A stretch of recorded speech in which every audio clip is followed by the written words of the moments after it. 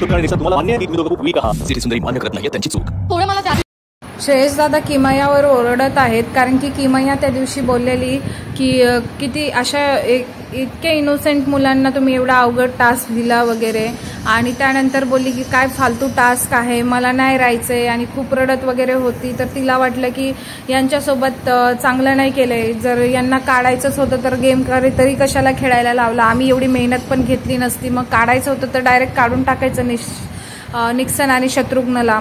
तर त्याच्यावर श्रेयस दादा म्हणाले की ते तुमच्या चुकीमुळे नॉमिनेट झालेले आहेत, तुम्ही त्यांच्या चुकीमुळे नाही. त्यांनी तुम्हाला बरोबर विचारलेलं की त्यांनी बरोबर नाव सांगितलेलं जागेची की त्यांना कुठे जायचं, तर तुम्ही ते चुकीचं ऐकून तुम्ही त्यांना चुकीच्या ठिकाणी पाठवलं. त्याच्यामुळे त्या मुलांना 4 किलोमीटर चालत यावं लागलं. तुम्ही चालले नाही, ते मुलं चाललेले आहेत.